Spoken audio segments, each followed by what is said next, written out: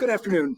Today I wanted to talk to you about archetypes and African American men and women in literature, culture, and film. Again, it's a kind of heady topic that we're going to examine, and it's important that we look at it on several different levels. So we're first going to look at what an archetype is, and then how we see these archetypes in literature and film, and then the difference, and this is probably the most important part, the difference between an archetype and a stereotype, because there is a distinct difference between the two. So let's kind of dig in together. An archetype is it's a universal symbol, which could be a character, a theme, an idea, a setting.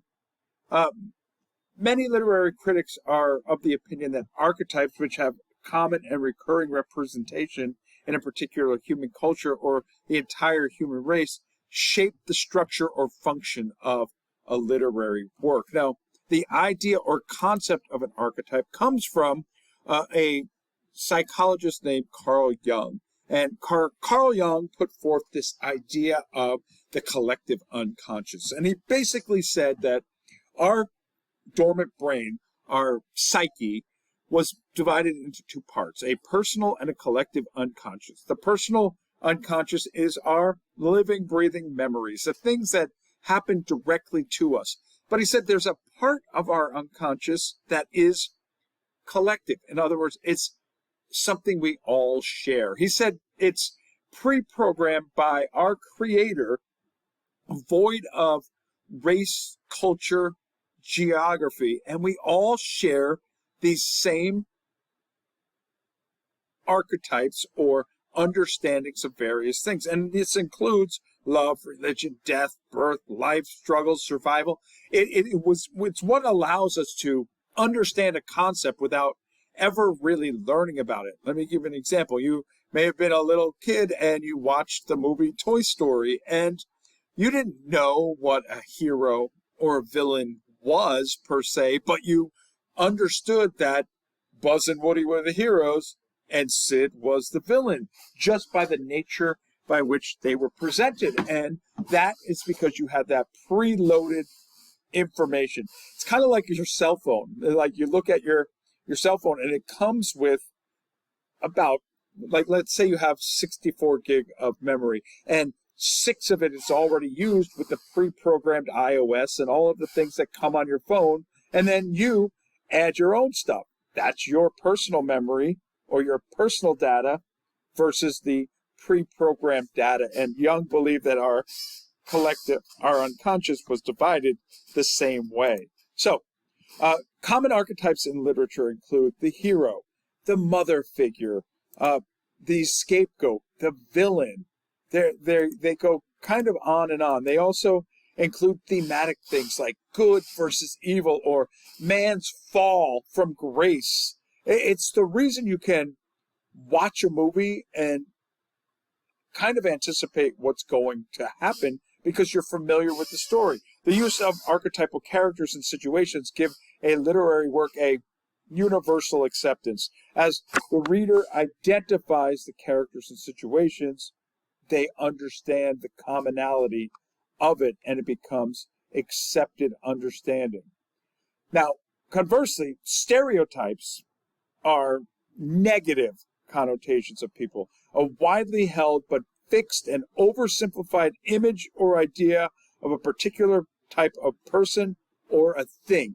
Usually, a stereotype is facilitated by an oppressor against an other figure. So a common stereotype is a woman has to be a caretaker. Now, images in African American culture, particularly in the early 20th century, were acute stereotypes that oftentimes bordered on already existing archetypes. So the confusion became, the line became blurred between a stereotype and an archetype. For example, a Sambo figure. This was a negative stereotype. It represented the passive, happy-go-lucky slave who enjoyed his life. Oftentimes the house slave who was a model minority viewed as this kind of silly storytelling figure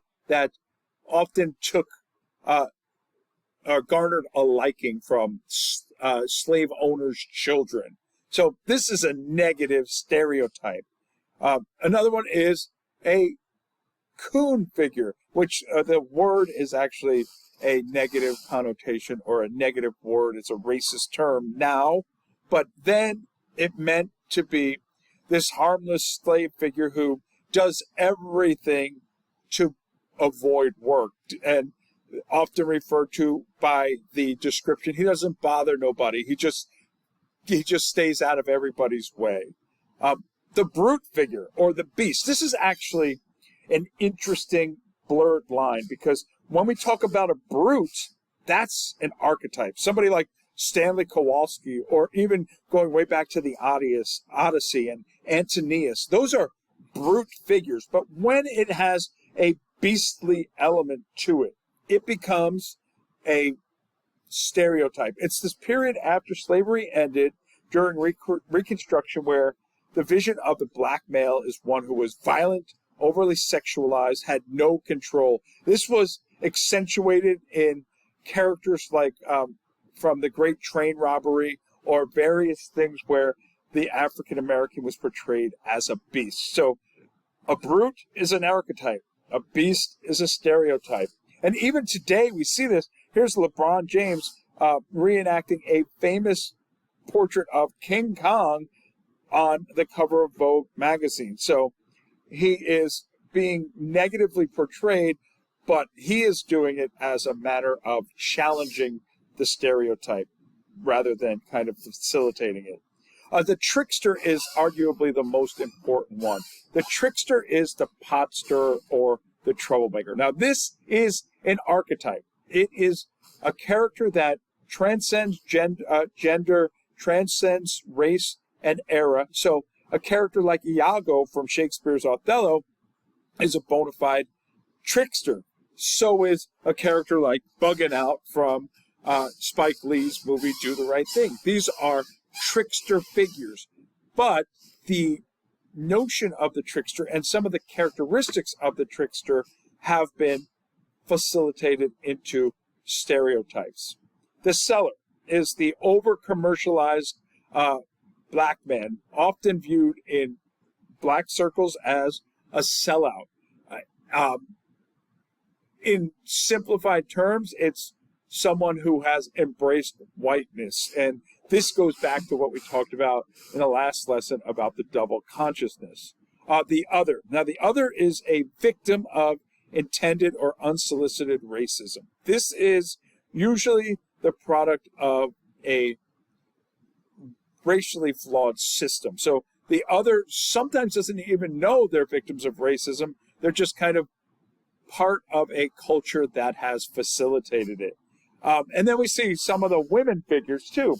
The mammy, one of the most famous from Gone with the Wind, is this mother figure who is overly nurturing, not sexual in any way, typically a large-bodied woman. And we see this a lot throughout African-American literature and film.